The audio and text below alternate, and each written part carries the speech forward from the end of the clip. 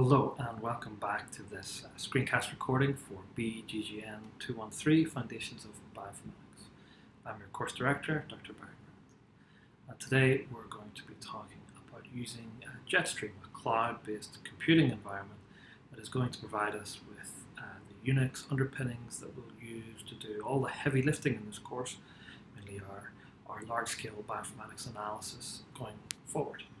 So here we are at our homepage online, and what I'd like you to do is visit the computing setup link here, and then what you'll see, of course, is the instructions that you've already followed to configure your laptops to provide the bash shell environment, the Unix-like environment that we'll be using to learn Unix itself, and also, of course, the R environment for statistical computing and graphics. Now, assuming you've followed all those instructions already, it's time to learn about Jetstream, this virtual machine system funded by the National Science Foundation that will provide us with Unix-based computers that we call virtual machine instances that look and feel just like a regular Linux workstation or server that you might log into in your own lab, for example, but with actually thousands of times the computing resources. So today we're going to cover the first two of these links here on the computer setup page, namely starting a computer instance. That's what we'll do at the start of every hands-on session where we're going to use these Jetstream resources. And then I'm also going to tell you about how to configure your local terminal so we can log in from our shell. So our shell, of course, our terminal is on Mac, will look something like this window here that I have open to the side, where we can type all our regular commands just as we were working on our own computer, but we'll be logged into this remote computing instance in this case. And this will be like a one-time setup. And then once you have it configured, you'll be able to use it a lot more seamlessly for future instances. Okay, so let's get started with starting a Jetstream computer instance link here. And on this page, you'll see a link initially to the online homepage of the Jetstream resource. So we'll click on that, and as the instructions say, we'll log in via the login link here at the top corner. So we're not currently logged in, but we'll soon fix that. And here it'll bring you to the main Exceed login portal, and this is common to many of the supercomputing resources that you'll access through Exceed, this extreme science and engineering discovery environment. So we're going to use our Exceed login we've set up already for this course. Our login, of course, it's our username of TB17077. And our password is the password that I provide you with in class itself. I'm not going to echo that here.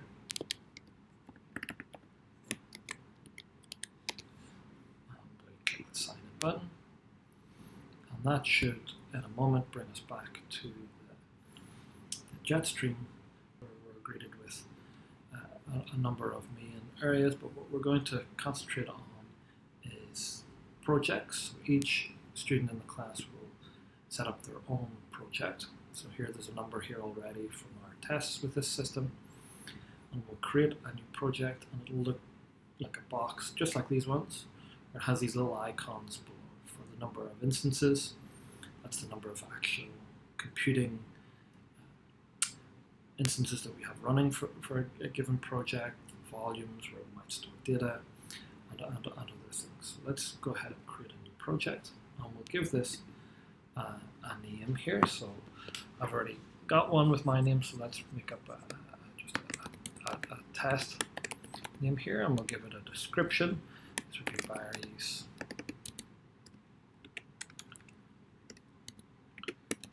demo project. BGGN 213. Let's click create, and we'll see a new project instance appear. So if we click on that, now when we're here, we can launch finally a new instance. So what you're greeted with is a range of different computer types that you could launch here. And what we're going to focus on for this demonstration is an Ubuntu Linux box. We'll just type in the start of that, and we're going to go for the most recent one. This is this Ubuntu 16.04, and you notice the date says September 28th, 2017. So as long as you pick something like this with a date on or after this one, we should be fine. We can give that a particular name. Price test, for example. Now over here we have, this is of course the thing that it's based on, the project that it launches from, and we're going to keep the allocation source as this one. If you have other exceed resources, they would be listed here. These are the actual computing time grants that were awarded for this particular course, and we're going to keep it as our 170077, so we're sure that our class gets debited and not some other account. And our provider, we have two choices. We can do Indiana University or the Texas Advanced Computing Resource. So let's leave it as is, or you can choose another one if you like. Here is really the main variable that we'll set, which is which type of computing resources would you like, or what's the quantity of computing resources you like. So the tiny resources is one CPU, just one processor core, 2 gigabytes of RAM, so very small in this case, and 8 gigabytes of disk space. We'll often use, for our medium scale jobs, we'll use the medium instance, where we'll use 6 CPUs, 16 gigabytes of RAM, and 60 gigabytes of data. And when you select these different resources, you'll see that it counts against our allocation. So how much total resources we can use at any one time are shown here in the green, and if it ever goes all the way up to the top in the red, that means we're not able to launch new instances with the requested resources. So let's just leave it at M1 tiny for now, but again, just to mention that often the instructions for a particular hands-on session will request that you use the medium computing instance size. So let's leave it as tiny, launch this test instance, and you'll see that the icon changes to launching. This window will eventually disappear here as the computer begins the process of configuring, networking, starting up, and underneath we'll start to see an entry for this resource in this page. So if you bear with me for a moment, we'll see how this looks. Okay, so that page has finally disappeared, but we're still not ready to use this resource. What's happening is we've got our instance here, and we can click on it, and you can see more details about it, but it's still in this build state. And just like on that last page, there's a little icon here, a little yellow status symbol, a bit like traffic lights here, but the yellow would be like the amber. When this turns green, and this little progress bar goes to the top, it means it's finished its configuration. So it's done its setting up, it's networking, it's attaching to the outside world and all the storage resources. And you'll also find an IP address. So this is the unique identifier or address, Internet Protocol address of this new computer on the internet. And we'll use this in a moment or two to log in via our terminal. But we'll wait here until this little status light goes green, because that will allow us to connect to it. So this process now can take some time.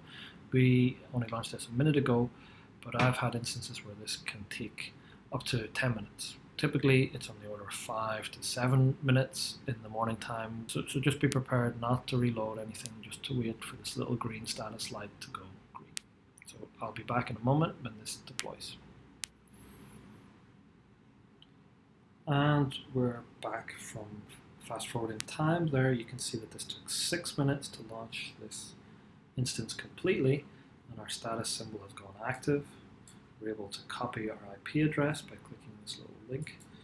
We can paste that into our shell later for login, but first I want to show you the action items that we're able to select based on this instance. Now, the one highlighted in orange is the one for deleting instance, removing it, so it's no longer counting towards our allocation or computing grant that provides us with computing time in this resource.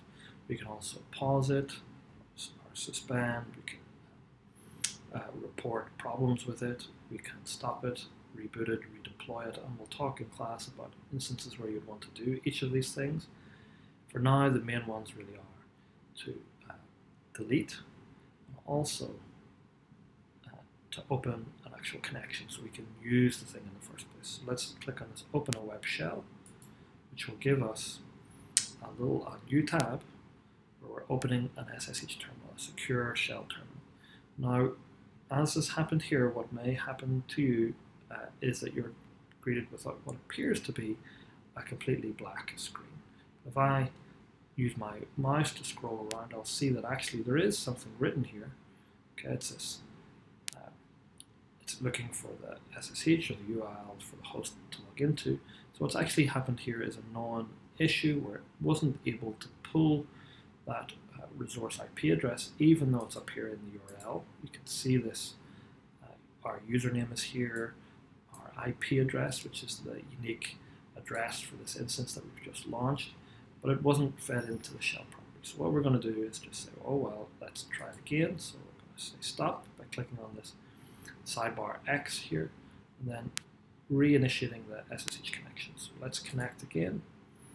On this cycle of here again, it's failed, stopping and restarting. It may take several attempts. This is a non-issue here before we're greeted with something like this. So this here on my third attempt in this case actually did log me into the instance itself. So here we can see we are, who am I? There's my username, which would be the same as yours. We can do our Unix like commands like list here with the base of the computer. We can see where we are, pwd, print working directory. So we're here in our shell, our bash shell in this particular instance.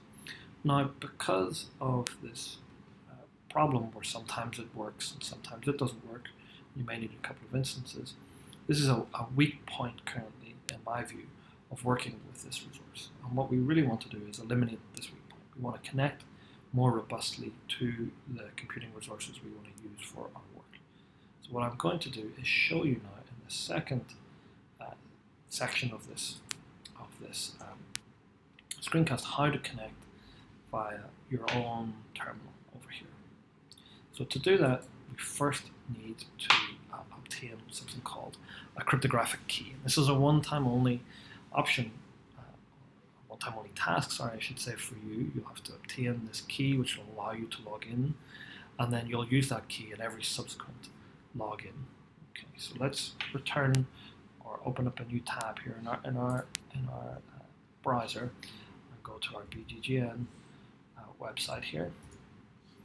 And again on computing setup, and we'll scroll down to logging into Jetstream from your local terminal. So we'll follow these instructions where it will tell us about what these keys are, how to get your private key.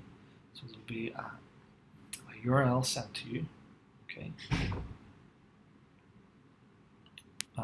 There'll be a password that I'll tell you in class that will allow you to download a cryptographic key.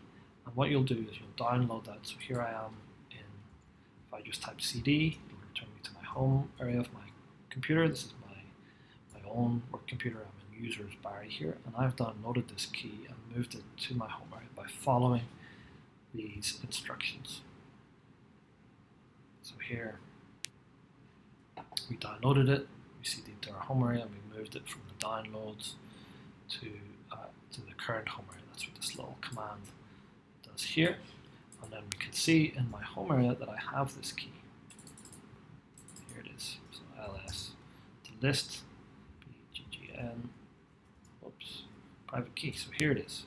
So now we're going to use that key after changing its permissions, or making sure our permissions are appropriate. That's who can access this key and how they can access it and what they can access about it. And we're going to use this in this command ssh and then -i to tell it the key that we're going to use. So we just point it to that file, our username, and then the @ a bit like an email address here. So this is your email address at UCSD.edu, but here we're going to use our IP address for this instance, which was on our Jetstream webpage. So here I can click copy, and that'll copy that to my clipboard.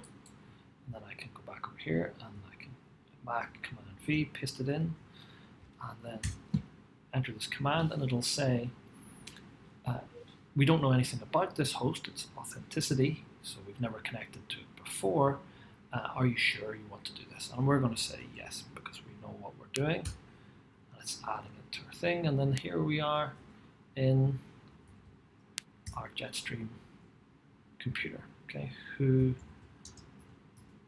am I? And there we are with our class username. And we can say who's logged into this computer. And you can see that me, the class, is logged in twice. One from my IP address here on campus, and one from the actual web shell over here.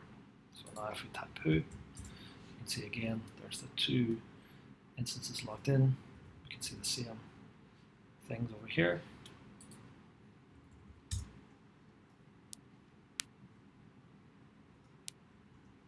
Okay, so top lists the processes that are going on these shells, and that's all there is to it.